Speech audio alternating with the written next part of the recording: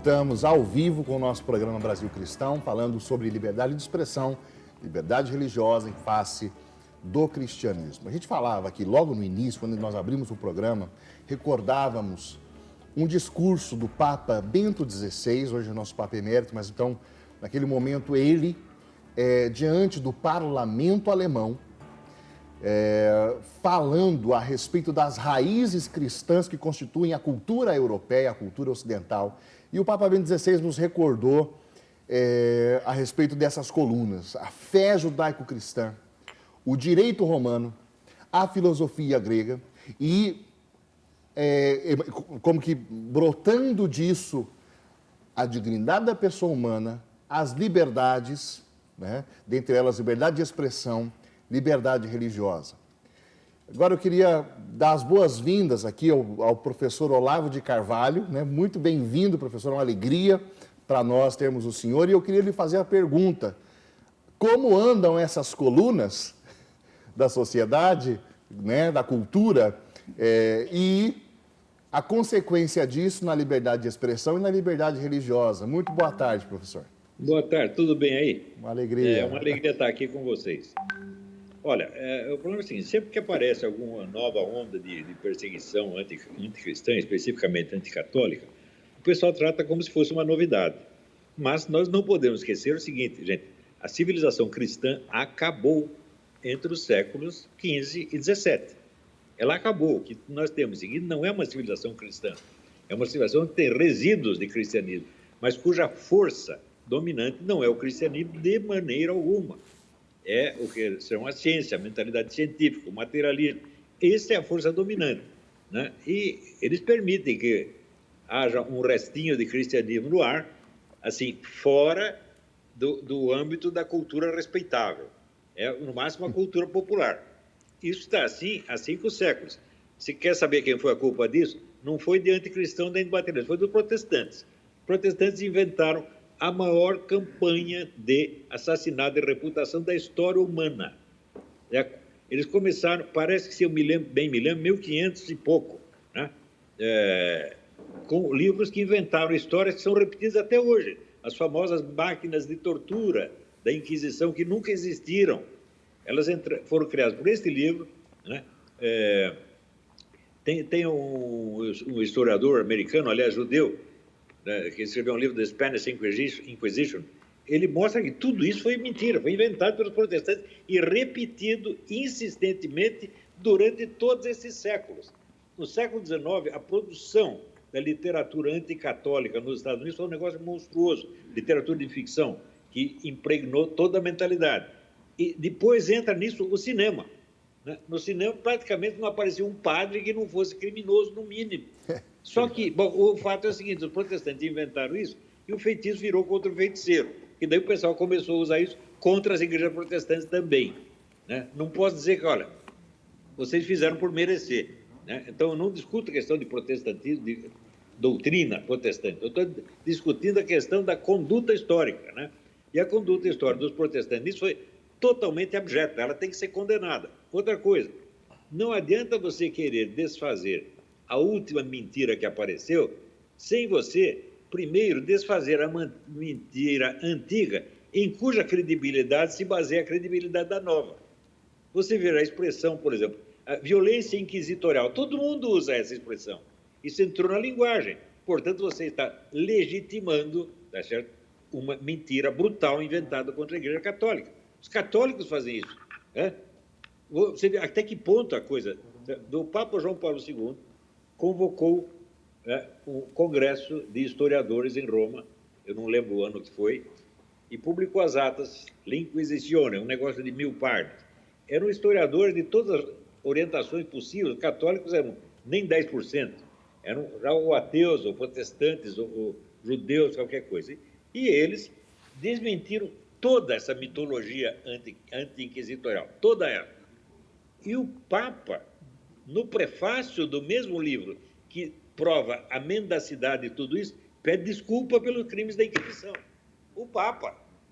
Quer dizer, está dando a cara a tapa, meu Deus do céu. Agora, porque Papa não pode criticar, claro que fez a coisa errada. Aliás, o João Paulo II fez muita coisa errada, deu muita moleza para quem não devia, né? E os outros, então, foram piores ainda. Então, você tem... Agora, o acovardamento da Igreja Católica não vem de agora. O pessoal lança toda a culpa do Concílio Vaticano II. Estuda um pouco da história. Durante o século XVIII, todos os seminários da França trocaram os textos de Santo Tomás de Aquino por textos de René Descartes. Todos eles. Você está entendendo? Ninguém reclamou, não teve um filósofo católico para reclamar disso aí.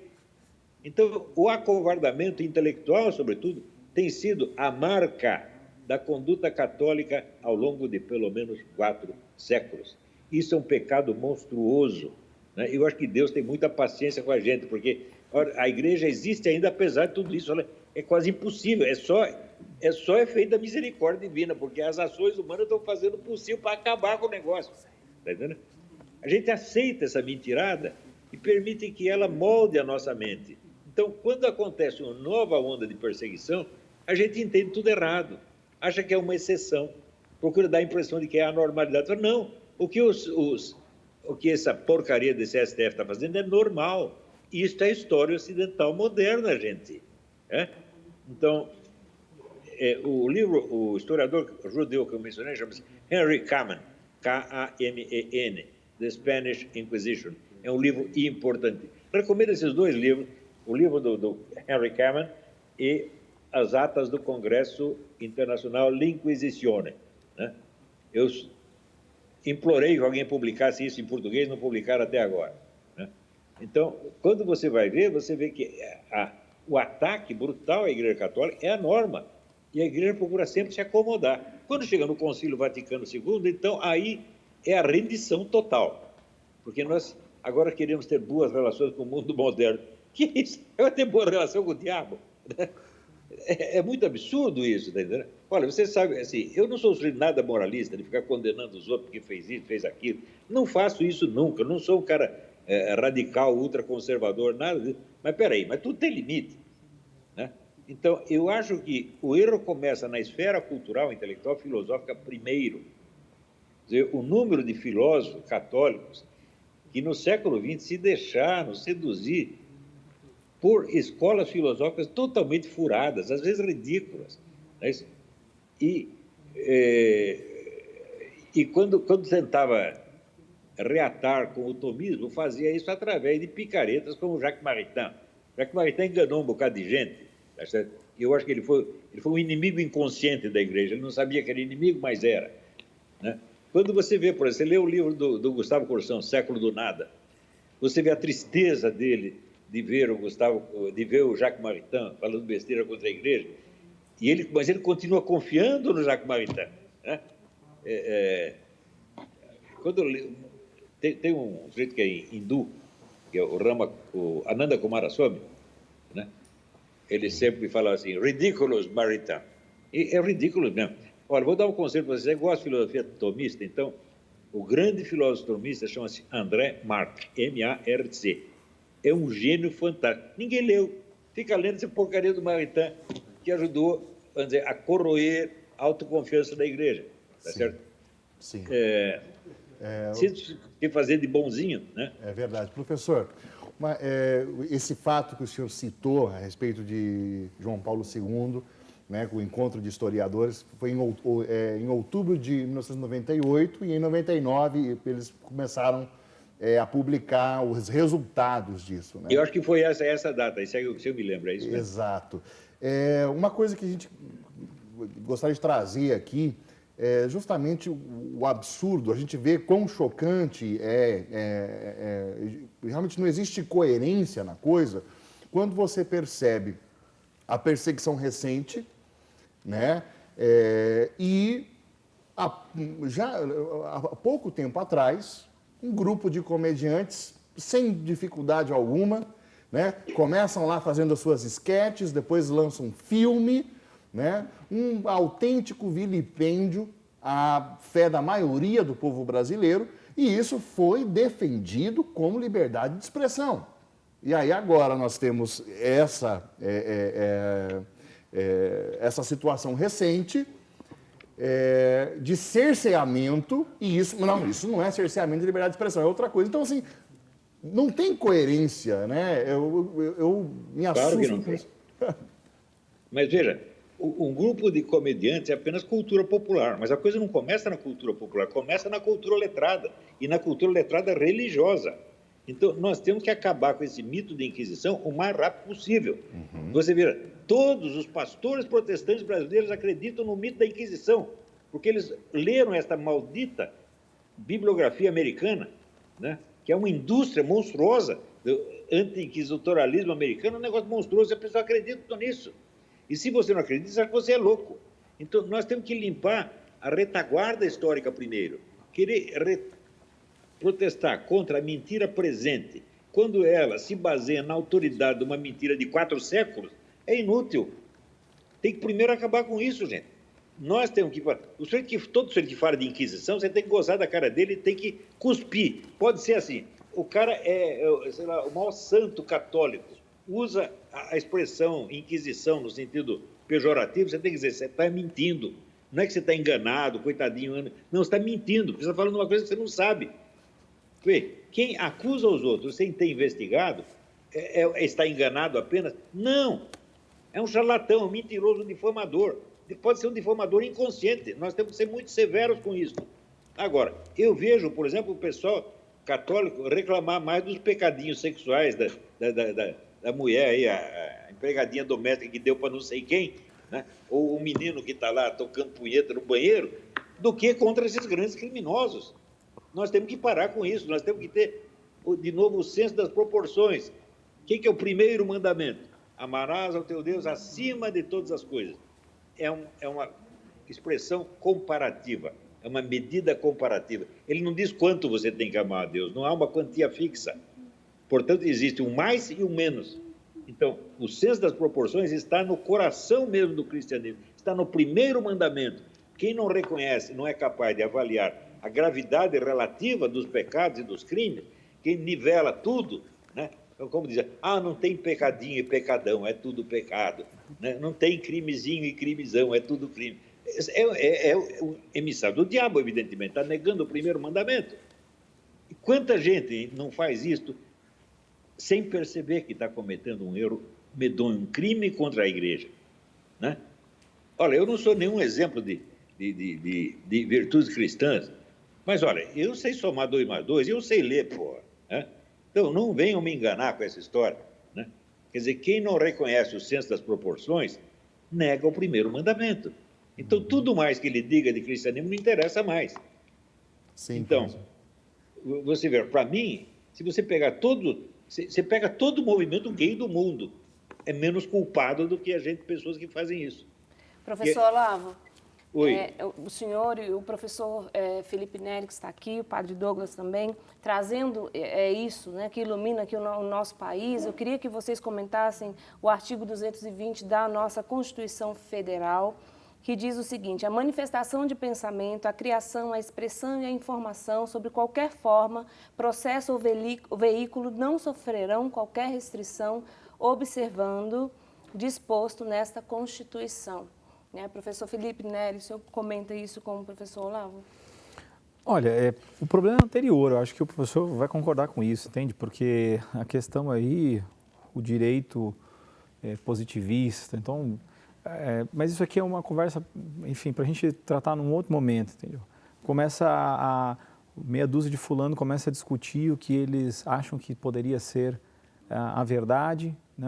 Quer chegar a um consenso e determinar as coisas. Então, isso aqui tem vários absurdos, né, em nome de consenso, entende? A pessoa já saiu realmente da própria realidade. Como ela saiu da realidade, então mesmo que a gente tenha a Constituição, olha, ministros do STF já rasgaram não sei quantas vezes a Constituição. A gente fica esperando que eles sejam sensatos e tal. Olha, tem que se dizer, nós estamos falando e repetindo isso, tá? Quando falam, olha, ontem eu vi a Rede Globo falando, mandaram um vídeo para mim, as pessoas estão indo contra o STF. A gente está falando que o ministro Alexandre de Moraes está errado. Esse fulano tem que ser punido pelo que ele está fazendo. É isso, ou seja, ele não tem um comportamento digno próprio, né, do cargo que ele ocupa. Ou seja, ser juiz, julgar as coisas com prudência. O fulano não faz isso, olha, ele não pode estar ali. Né? Ele não pode estar ali. Né? Não é só ele, entende? Então, veja o seguinte, A gente fica esperando que haja um bom senso ali. E aí eles falam a narrativa que nós estamos contra a instituição STF. O Alexandre de Moraes não é instituição nenhuma. Ele é só um juiz lá dentro, entende? E esse negócio tem que ser dito cada vez mais, tem que ser repetido para ver se entra na cabeça das pessoas que eles estão se arvorando cada vez mais, falando isso, tomando posturas, já de longa data mostrando ao que chegaram. Tem que ver quem já colocou eles também, né? Então é claro que tudo o que está acontecendo aqui agora, a gente tem que fazer a leitura, tem que ver esses elementos de como é que nós chegamos ao estado de coisas. E eles vão falar, olha, o governo, o ministro tal, estão aí tentando agora derrubar o Heleno, né? O Bolsonaro, né? Você vê, eles estão dando nome, né? O que eles fizeram com o celular dos deputados que eles pegaram? Ué, não tem foro privilegiado? Né? Podia fazer isso? Vamos inverter.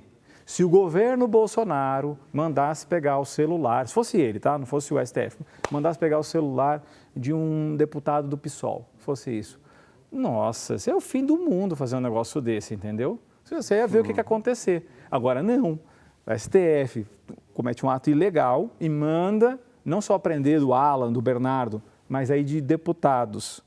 Né? O que a mídia está falando sobre isso? Está falando nada, entende?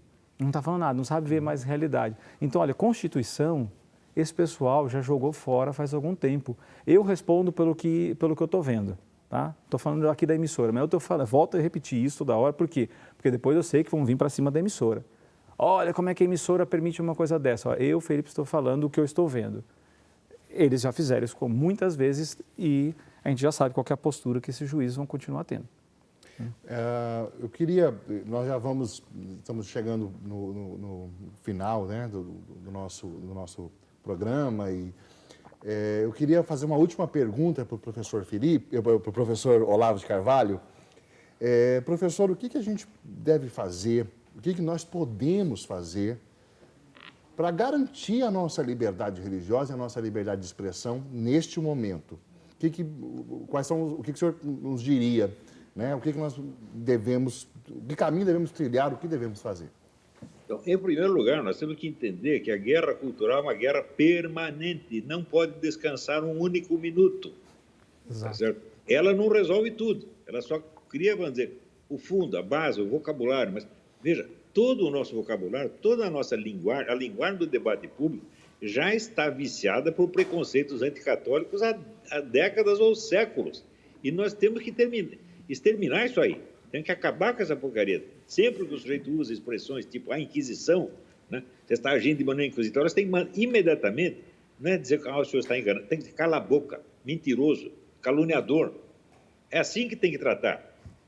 Ora, não existe o erro inconsciente aí, porque o sujeito diz isso, ele está xingando a igreja sem ter estudado nada a respeito. Que direito ele tem de fazer isso?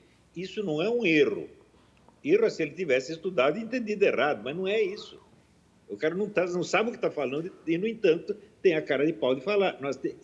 Isso aí é guerra cultural permanente. E daí nós teremos melhor condição de enfrentar situações específicas como essa que aparece do STF. Né? Eu não tenho o menor respeito por nenhum desses caras do STF, eu sei que são todos malandros, são gente que só vê a própria vantagem. Né? É uma vergonha você comparar o STF de agora com o de outras épocas, é uma coisa de você chorar. Tá certo? Aliás, até a classe política também, eu sempre recomendo que o pessoal leia o texto do Machado de Assis, que chama O Velho Senado. Né? Leia o Velho Senado do Machado de Assis e comparar com o novo Senado que nós temos agora. Você vai ver que é uma coisa assim, absolutamente catastrófica. Não podia ter chegado a esse ponto, mas chegou. Agora, também não podemos esquecer o seguinte, o comunismo é a chave de toda a cultura brasileira durante 60 anos. Não é só assim mídia, não, é mídia, universidade, ensino primário, consultórios de psiquiatria, consultórios de aconselhamento matrimonial, tudo reflete o quê? A mentalidade comunista. E não, sem nenhuma oposição. Você vê, chegamos ao ponto de que o comandante-geral das Forças Armadas, seu Vilas Boas, né, ficava lá lambendo o ego do seu Aldo Rebelo, que é um homem do Foro de São Paulo. Agora apareceu o general Luiz Ramos, o Aldo Rebelo é um patriota, não sei. Veja até que ponto a mentalidade comunista dominou pessoas que, teoricamente, são anticomunistas. Eles não sabem o que estão fazendo, esses generais são inconscientes, são infantis, eles não sabem, em matéria de guerra cultural, não entendem nada, nada, nada, nada. Agora, eu entendo, eu estudo essa porcaria faz 50 anos, mas eu sou um civil, eu sou apenas um civil, então, ouvir a minha opinião, deprecia a honra militar, não dá, pô. Quer dizer, é muita vaidade corporativa. Muito do que os militares chamam de patriotismo é apenas vaidade corporativa. Sim. Né? Hinos, tambores, bandeiras, etc, etc. Quando chega na hora, você vai ver, está lá o general puxando o saco do comunista. Isso tem que parar já. Tem que parar já. Anteontem, o presidente disse, isso vai acabar agora. 5 minutos depois está lá o general Luiz Ramos botando a foto junto com o Aldo Rebelo, que é o sócio do Ciro Gomes, no ataque mais violento que já foi feito às nossas Forças Armadas. Exato. É verdade. Professor, Olavo, só uma coisa, professor.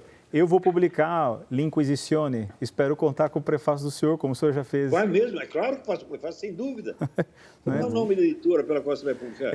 O senhor já fez o prefácio também, já nos ajudou com o livro da Charlotte Iserbyt, da editora da Sofia Perennes. Perfeito. Parabéns, grande ideia. Faça isso mesmo, eu faço o prefácio com muito prazer. Sim. Tá bom. Professor Olavo, nós queremos agradecer a generosidade do senhor de estar conosco. Obrigado mesmo, né, de todo o coração. E espero que a gente possa seguir contando com a ajuda do senhor para tantos temas, né? Nós queremos, o nome do nosso programa é Brasil Cristão. Nós queremos que ele, de fato, seja cristão. Nós temos que assumir isso aí, nós queremos um Brasil cristão e ponto final. Não gostou, vai embora. Isso mesmo. Muito obrigado pela sua participação, viu? Que Deus lhe abençoe e lhe dê muita saúde. A vocês também. Fique com Deus, meus irmãozinhos. Tchau, tchau. Padre Douglas, eu queria perguntar para o senhor, porque diante de tudo isso que o Olavo trouxe e a gente tem falado até aqui, a gente vê quem está em casa agora nos ouvindo, pode ver que a liberdade de expressão ela está ligada à liberdade religiosa. Só que uma coisa é eu viver a minha fé, eu praticar a minha fé na minha casa, com a minha família, eu ir à minha igreja e viver a minha vida com Deus. Outra coisa é, o evangelho precisa ser anunciado, mas para ele ser anunciado eu preciso me expressar. Então eu preciso ter liberdade de expressão. Então nós estamos aqui, na verdade, de fato, assegurando essa nossa liberdade religiosa, não é mesmo? Lutando por ela, lutando pelo direito de se expressar. Nós já tivemos um programa aqui no qual falamos sobre o envolvimento do cristão com a política, né, com a ação política, e demonstramos já que a política em nada, absolutamente nada, está em paralelo com a fé. Pelo contrário, não há comportamento humano isento de politicidade, nós mostramos isso. Né? Porque, se de repente, você que está nos assistindo hoje, está se fazendo esses questionamentos, onde já se viu, um programa está tratando desses assuntos. Olha, a primeira coisa que já desde do início do nosso programa, Brasil Cristão, já no outro mês, né, estou meio fora de conta se foi o mês passado ou retrasado, que o Brasil Cristão retornou ao ar com essa nova configuração, mas a sexta-feira é um dia dedicado a analisar a realidade sob o prisma da fé. Sim. Então, sempre vamos tratar de assuntos assim.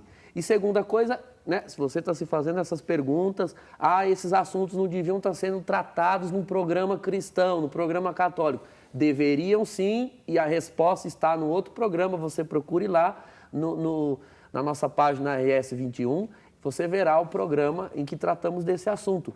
Não podemos nos eximir, nos furtar de envolvimento prático. Então, quando certas coisas estão em jogo, sobretudo as nossas liberdades, é fundamental o testemunho cristão. Se fala tanto em testemunho, em atitude cristã, pois bem, isso deve ser traduzido em atos concretos. O primeiro ato concreto, antes de ser um ato exterior, deve ser o interior. Você precisa saber se indignar. E ante o que se indignar? E isso é fundamental.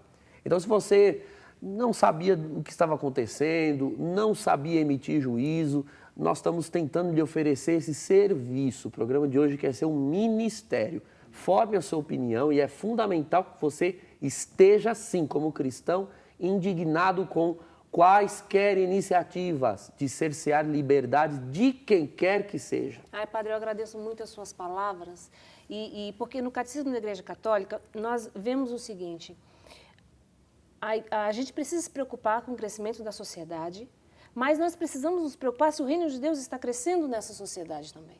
Porque o que nós vemos hoje é que já existem países, e aí eu vou jogar aqui para o Felipe Neri, né, o professor Felipe Neri, que já não tem essa liberdade de expressão. Então, conversando com uma amiga que mora na China, ela dizia que existe uma igreja só, chamada Igreja Mundial, onde se você é de qualquer religião, você vai nela. E tudo que é falado ali precisa passar antes pelo partido para ele ver o que está se falando. Não existe liberdade religiosa, né? Não existe. E outros países, a Venezuela acabou de perder a sua liberdade completamente. E nós não queremos que isso aconteça no nosso país, não é? Então, como é que nós vamos fomentar isso aqui no nosso povo, na dona de casa, no caminhoneiro, enfim, porque as escolas já estão doutrinando os jovens e as crianças. Né? Antes de tentar responder essa questão, eu queria só voltar ao que o padre falou para dizer uma coisa, porque eu recebo questionamento pela internet, está emitindo opinião política. Então, deixa eu falar uma coisa que eu acho que é importante falar.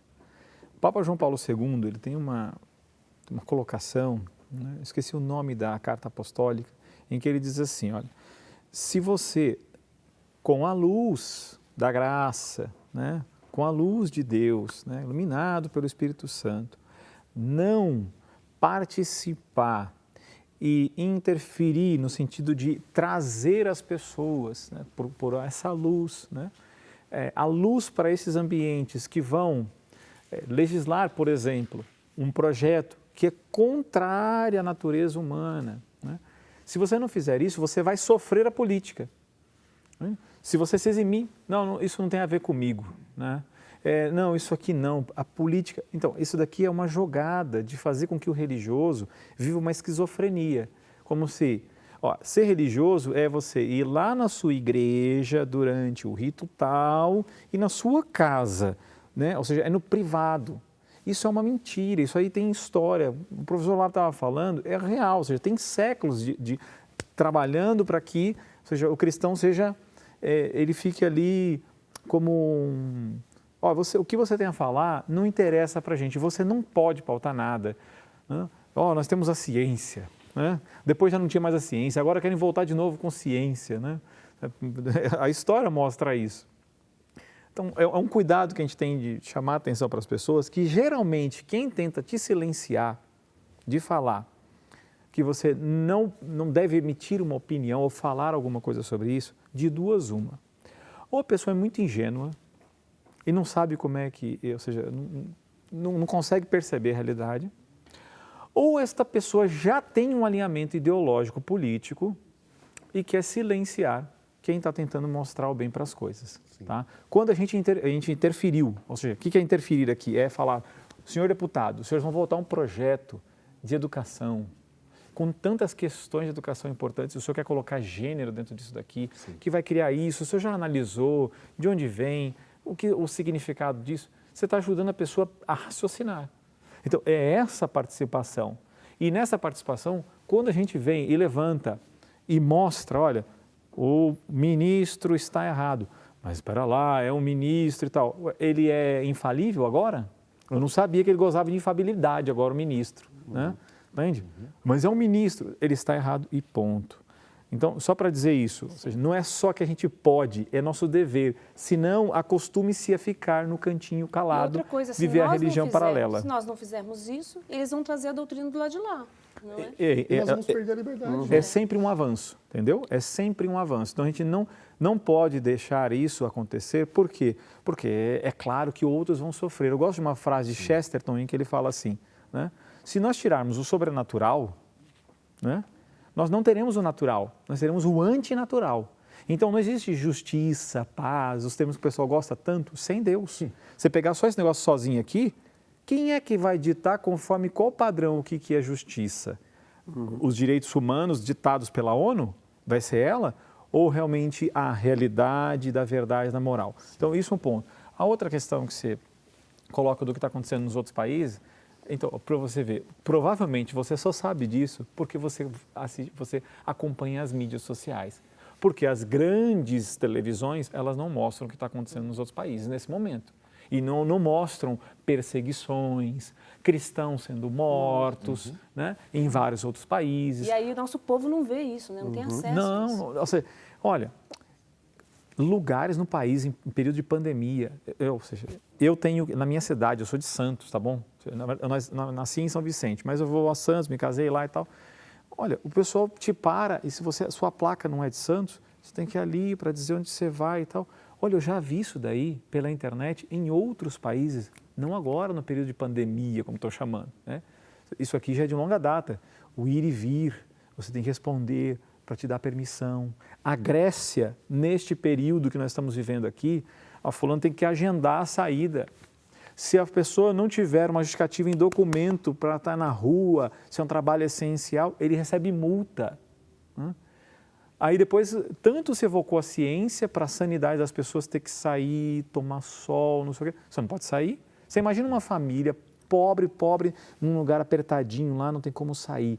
Como é que fica isso para aquela família, para aquelas crianças, para aquela... Não pode sair. Entende? Eles estão ditando agora para a gente? Sim. Entende? Então, eu termino respondendo para você o seguinte, isso está respondido lá nas Sagradas Escrituras. 2 apóstolos responderam a um questionamento. Falaram para eles, você não fica pregando a verdade aí sobre Jesus, tal. Se vocês fizerem isso, olha o que vai acontecer com vocês, né? Já as torturas, coisas mais tal. O que São Pedro responde? Será que fica bem antes obedecer vocês que obedecer a Deus? Então, eu digo para você que está ouvindo, se você não obedecer a Deus, você vai acabar obedecendo aos homens. Exatamente. E isso daqui não é rasgar a camisa para qualquer lei, qualquer regra, é quando ela é contrária ao verdadeiro bem. Então, se acontece isso em outros países, não pense que não pode chegar. Nós estamos num período que eles querem implementar as mesmas situações dentro do nosso país. E a gente está vendo isso com a igreja também. Me desculpa me estender, entende? Não, por favor. Eu estou vendo, por exemplo, desde o início da pandemia, se você entrar na minha rede social, você vai falar assim, gente, a igreja tem que ficar aberta. Né? Claro, eu não sou um padre, eu não sou um bispo, entendeu? Eu só pedi. Aí tinha gente, mas espera lá, nós não estamos desobedecendo. Não tem desobediência nenhuma. O padre sabe disso e tal. Ou seja, eu não estou desobedecendo. De amor ao próximo. Você não ama o próximo, vai colocar os irmãos em perigo, abrindo as igrejas e deixar as pessoas se contaminar. Os mercados lotados, mas o vírus só gosta da igreja. Exato. Tá? Ele só pega na igreja. Filas de lotéricas e caixa econômica, Os pedágios não lotadas. pararam. Gente... Sim, exato. Então, o que você tem que entender também, né? Já que a gente está trazendo liberdade de expressão, liberdade religiosa, dentro desse contexto aqui, pare e raciocine. O fulano vem, não, eu sou médico, não sei o quê. Você pode raciocinar errado. Não aprendeu a raciocinar. Olha, por que querem fechar a igreja? Por que querem manter a igreja fechada? Quando os bispos italianos levantaram a mão e tal, por que querem manter fechada? Preste atenção na verdadeira saúde que a igreja pode trazer à sociedade. Querem silenciar, querem fechar a igreja, né? A igreja tem quase que pedir, podemos abrir? O governador desse estado não manda em nada na Santa Igreja, tá? Não manda em nada, nenhum governador manda em nada da Santa Igreja, ele não manda em nada na minha consciência. Ou seja, se eu quero ir à missa, se um senhor de idade, mesmo que pudesse ser contaminado, quisesse ir à igreja, entende? É uma coisa óbvia, entende? E é claro, Ário estava dentro da igreja. Muitas mentiras chamadas de heresias, né, aconteceram por membros da igreja. Então, não tem como não ver a realidade de que também dentro da igreja nós temos pessoas que já têm na sua cabeça as ideologias do comunismo. E que é claro que vão para cima daqueles que estão simplesmente falando assim, eu quero Jesus na Eucaristia. Eu quero Jesus na Eucaristia, só isso. Não, mas a gente está celebrando a missa. Ótimo, eu sei disso, mas eu quero participar.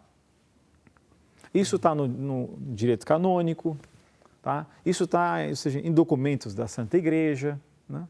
E tem alguma atitude de desrespeito só simplesmente falar o que o direito canônico me permite falar o seguinte: um leigo pode, com respeito, mostrar o seu anseio espiritual, sua preocupação, olha, tal, eu quero ir à Santa Missa. Pode ter certeza, se todas as igrejas estiverem abertas, né, e com os sacramentos, vai ver se as pessoas não ficam melhores. Não é o ebola, tá, gente? Não é esse vírus aqui. Professor, Padre e Fernando, nós temos algumas participações no nosso WhatsApp. Vamos atender o nosso povo que está participando conosco. Vamos ver quem é que está chegando aí para participar. É o Marcos, do ponto de vista social. Obrigada, viu, Marcos? O pior de tudo é uma publicidade travestida de jornalismo imparcial, a serviço da mentira, suprimindo a verdade. É o que tem acontecido na grande mídia. Obrigada pela sua participação, Marcos. Denise, a paz, programa maravilhoso. Estamos juntos nessa luta pela verdade. Sou sócia e, graças a Deus, essa obra é de Deus. Obrigada, Denise, linda.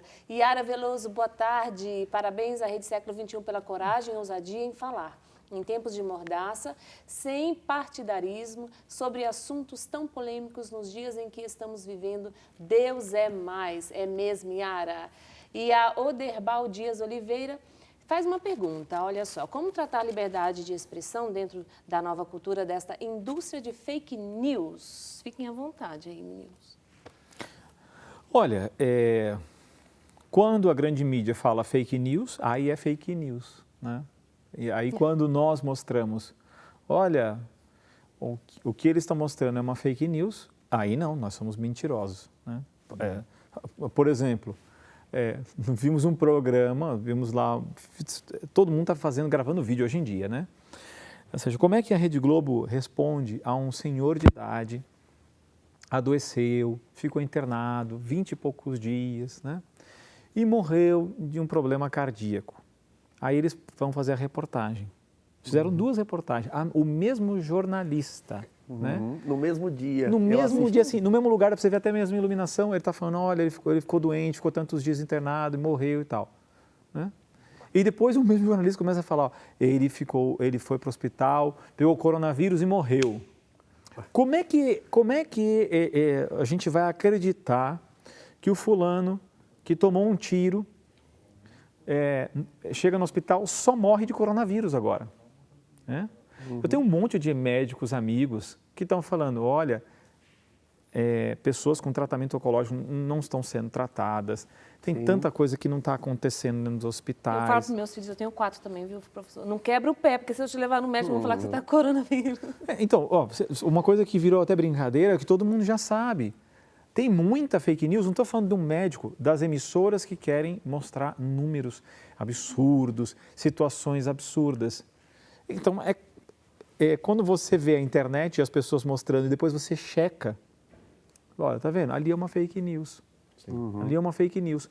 Interessantemente, quando uma mídia social, vou citar aqui o Terça Livre, se ela se equivocar, é claro que eles vão chegar e vão falar assim, gente, ó, e isso porque eles têm muito cuidado de colocar as coisas no ar, né?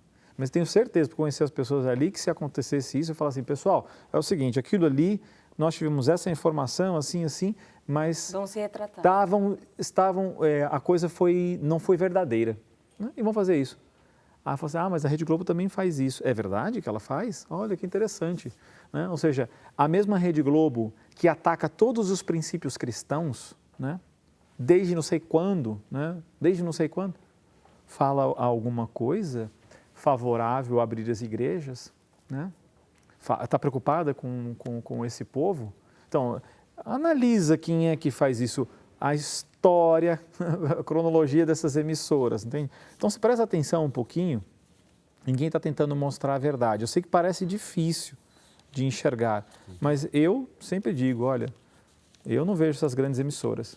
Não tem como, porque ali é fake news o tempo todo. Sim. Professor Felipe,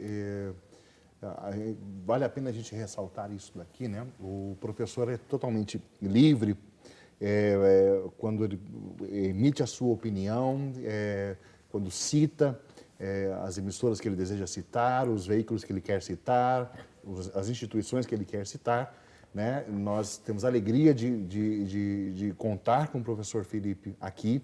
E a mesma coisa com relação ao professor Olavo de Carvalho. Eu queria tecer alguns comentários a respeito de algumas coisas que o professor Olavo falou, e peço até a ajuda do padre Douglas, né, e dos senhores aqui, da Drica, porque eu sei que na cabeça de alguns fica zunindo por aí, né? Por exemplo, quando o professor elogia São João Paulo II pelo trabalho que ele fez com os historiadores em esclarecer a Inquisição, e depois ele também diz de erros, e algumas pessoas, como é que está tecendo críticas ao Papa João Paulo II. Veja bem, São João Paulo II, santo canonizado, era, de fato, durante o seu pontificado, houve diversos problemas. E ele não teve condições de lidar com todos estes problemas. Eu, que estou aqui, vivi na minha pele um dos problemas que o Papa João Paulo II não pôde lidar, não teve os elementos e as ferramentas para lidar. Eu pertencia a uma congregação religiosa, cujo fundador, todos pensávamos ser uma pessoa ilibada e santa, e João Paulo II muitas vezes teceu diversos louvores a esse sacerdote, e depois nós viemos a descobrir que, na verdade, esse homem era um crápula. E a igreja teve que se pronunciar, e a congregação teve que se revisar. Aconteceu durante o pontificado de João Paulo II, grandes escândalos de abusos, né? O que aconteceu em Boston, tudo isso, foi durante o pontificado de João Paulo II. Isso não tira em nada as virtudes que nós reconhecemos, a grandeza deste homem e o fato de nós o canonizarmos e colocarmos. Ele é exemplo, modelo de fé e de santidade, né? Mas durante o seu pontificado houve problemas, nem sempre foram os melhores meios com os quais ele contou para poder lidar com isso, nem sempre. O professor Olavo é livre para analisar isso e tecer o comentário dele? Sim, entende? Uma outra coisa que eu queria colocar para você, ele colocou algo importantíssimo aqui para nós. Muitas vezes nós estamos preocupados com a moral privada, e até o professor citou, falou, olha, nós somos tão preocupados com os jovens e os adolescentes que vivem as suas crises de afetividade e sexualidade, seus problemas com relação à masturbação, à pornografia e coisas assim, e nós estamos muito preocupados e atacando essa questão, e nós estamos entregando o país a um sistema de pecado infinitamente pior. E o professor nos falou isso, com o seu jeito de falar, com a sua linguagem, com o seu modo, né? Mas foi isso. Então eu gostaria que nós tivéssemos a capacidade de fazer aquilo que o apóstolo São Paulo pontua para nós, né? Examinar tudo, reter o que é bom, mas aqui, de um modo muito especial, nós lidamos com uma igreja santa, formada de homens que são pecadores. A igreja não é pecadora, ela é santa. Mas nós, homens, somos pecadores. E ao longo dos séculos, muitos são os nossos erros, muitos são nós, enquanto eclesiásticos, leigos e eclesiásticos, temos cometido erros, e é por isso que nossa cultura não é mais cristã. Se a igreja fosse, isso é Santa Catarina de Sena, se nós fôssemos aquilo que devíamos ser, nós incendiaríamos o mundo. Se o mundo não está sendo incendiado, é porque não estamos sendo aquilo que devíamos ser. A igreja isso é frase dos padres da igreja, né? Semper purificanda, semper reformanda, sempre em estado de purificação, sempre em estado de reforma, Padre Douglas. O que o professor Olavo de Carvalho fez também com muito esmero foi pontuar limitações. Veja, limitações no pontificado de João Paulo II ou em qualquer outro pontificado, isso sempre existirá. E quando se verifica uma limitação, não se está com isso questionando a maior ou a menor santidade da pessoa limitada, né? Veja, todos que acompanham, ou ao menos a grande maioria, são cristãos ativos, participantes, fervorosos. Cá para nós, irmãos, vamos deixar um pouco certas hipocrisias de lado Eu que vos falo sou um pároco.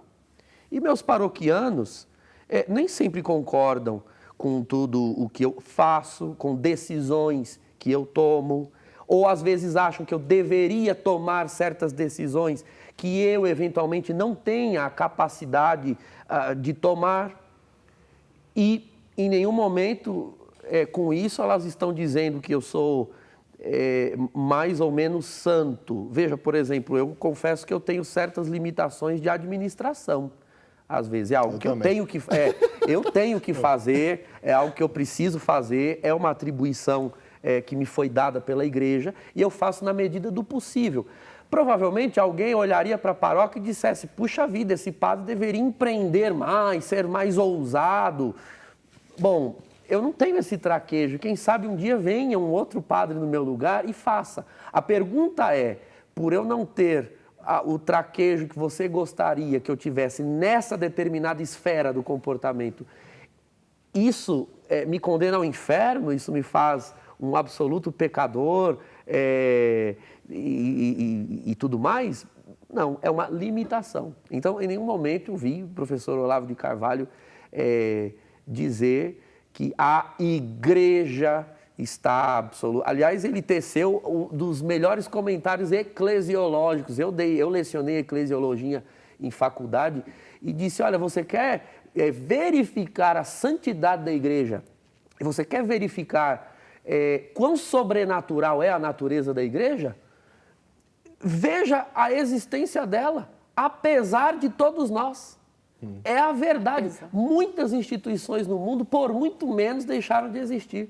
E a igreja está aí, com os leigos que tem, com os bispos que tem, com os pontífices que teve, ela está viva e de pé. E o professor Olavo de Carvalho nos trouxe a pauta à baila. E vai continuar, padre, vamos continuar, vão ter outros erros, mas nós vamos continuar e a igreja vai continuar sendo santa e nós vamos continuar a nossa missão, com os nossos erros, mas querendo transformar o mundo e trazer o reino de Deus, e é assim que funciona. Tem mais gente participando conosco através do nosso WhatsApp.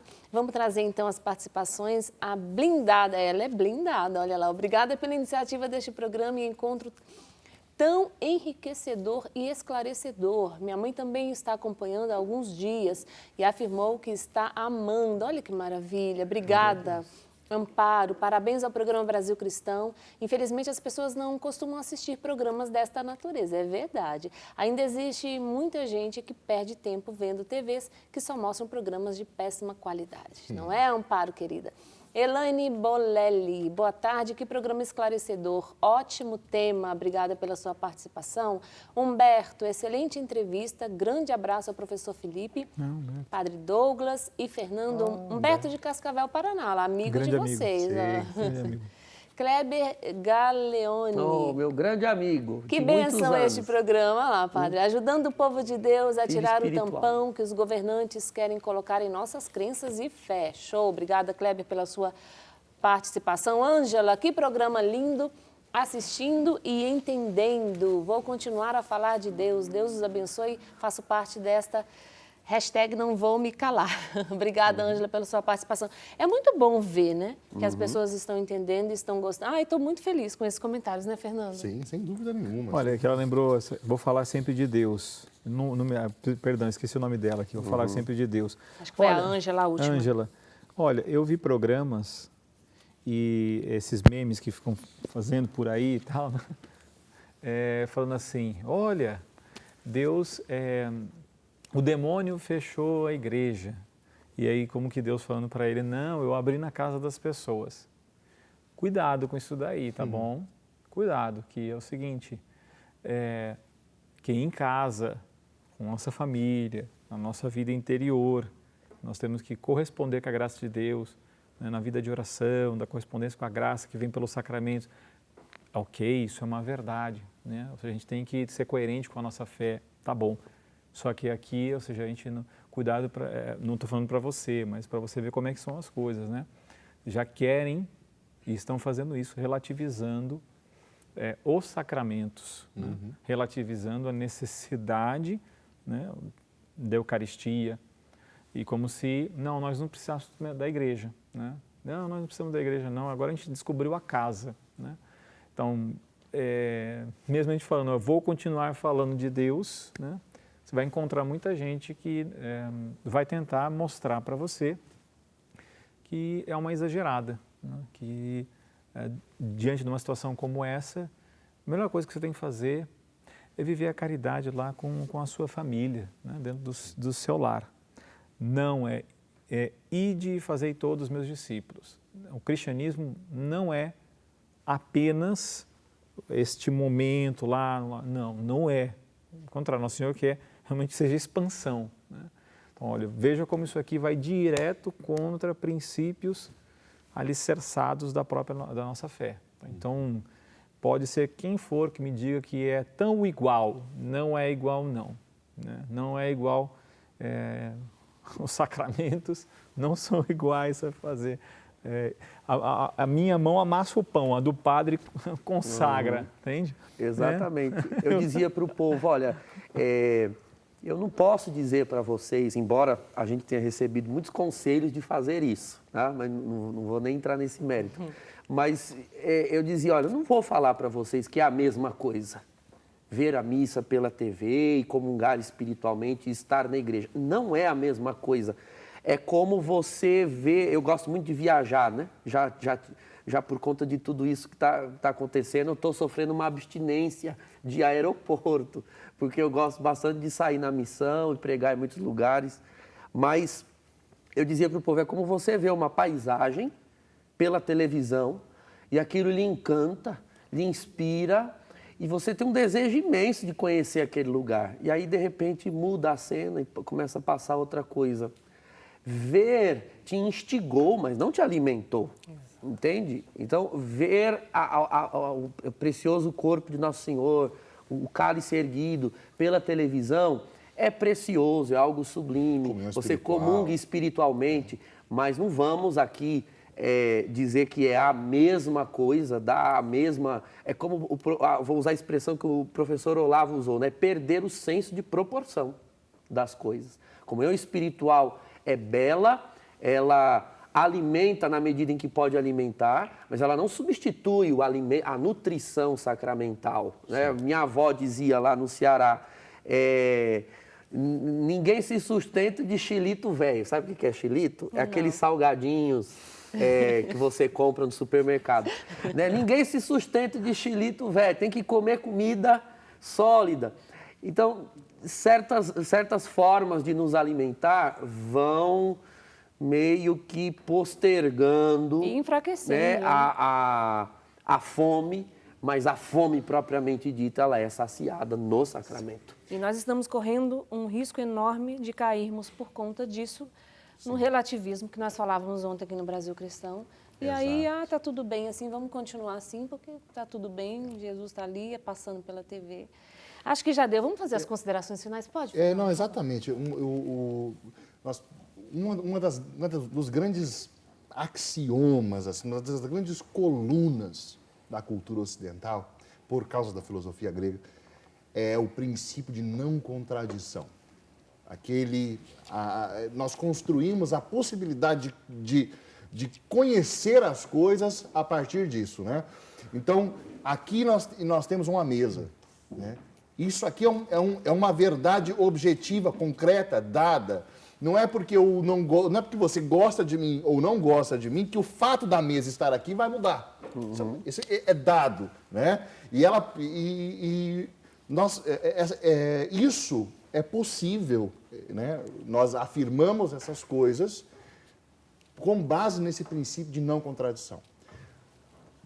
Nós precisamos conviver numa sociedade onde eu possa ser católico, apostólico, romano, e eu possa afirmar que a Igreja Católica é o sacramento da salvação, e nesta mesma sociedade possa existir alguém que é de uma outra religião, que possa ter a liberdade de dizer assim, não acredito na Igreja Católica, acho que vocês são completamente errados, e eu acho que a verdade é XYZ. Nós precisamos poder ter uma sociedade onde isso possa coexistir, né? E é isso que nós estamos colocando aqui, a liberdade de expressão, a liberdade religiosa, né? Que é o que está sendo tolhido. Nós estamos na ditadura do relativismo. Se eu venho aqui e afirmo categoricamente esta é a verdade, você... É um absurdo isso que você está fazendo. Eu quero agora agradecer a você, sócio da Associação do Senhor Jesus, você que já está conosco. Mas eu sei que hoje, por causa do tema que nós estamos fazendo e por causa de nossos convidados, há uma série de pessoas que estão hoje descobrindo o programa Brasil Cristão. Né? Eu quero dizer que é um dos tantos programas que a Rede Século XXI está fazendo e que está marcando um passo de uma busca e de uma transmissão de uma verdade pura, né? Programas como Eclésia, programas como Na Verdade, tantos outros programas de oração que nós temos aqui na casa. Hoje eu quero fazer um apelo a você. Nós tivemos, sim, coragem e ousadia e vamos seguir tendo. Nós precisamos que você se torne um sócio da Associação do Senhor Jesus. Nós precisamos que você apoie a Rede Século XXI para que ela continue a fazer o que ela está fazendo, né? Falar a verdade com esta ousadia, com essa intrepidez e que as pessoas consigam assistir à TV Século XXI, que ela tenha mais alcance no país, né? Que ela possa pegar e encarar um aberto na sua cidade. Nós precisamos começar a fazer campanhas para que a verdade que está sendo pregada aqui com tanta coragem possa chegar na casa das pessoas. Nós agradecemos. Fernando, e as pessoas estão respondendo. Tem muitos sócios aqui nas minhas mãos. Eu vou ler lá no programa Boa Tarde Sócio, daqui a pouquinho a gente vai se encontrar, tá bom? Porque eu queria que o professor Felipe fizesse rapidinho ali em 30 segundos suas considerações finais. Nós agradecemos muito a sua presença. Eu que agradeço o convite, estou sempre à disposição. Olha, eu diria o seguinte, você que está ouvindo, tenha atenção quando, por algum meio, né, estão te conduzindo ao pecado, que é a verdadeira escravidão. Né? Ou seja, a liberdade, ela está na verdade e está na virtude. Então, eu citei grandes mídias e inclusive organismos. Se você observar e sair da letra que está aparente, né, veja a sugestão por trás, que está escondida disso, entende? Veja lá, ditando para você comportamento, como que você deve ser, e contrário à própria verdade. Se você tem dificuldade com isso, então você tem um meio. Nós estamos agora no tríduo, né, da festa de Pentecostes, que o Espírito Santo, que iluminou tantos homens ao longo, e que ilumina, ele é o santificador, é ele quem pode, né, a gente suplique nesses 3 dias e na festa de Pentecostes, que ele realmente possa iluminar a nossa inteligência, a nossa vontade, para que a gente possa ver a verdade, querer amar a verdade e de fato chegarmos àquilo que Deus quer de nós, que é essa união com Deus. Esse é o nosso caminho. Não será distanciamento, máscaras e outras coisas mais. O que está aqui em jogo é outra coisa, tá bem? Então, busque a Deus. Muito obrigada. De coração, Padre, sua bênção para nós encerrarmos hoje. Eu desejo de todo o coração que nesse domingo se atualize a graça de Pentecostes, não só nos altares, mas nas nossas vidas.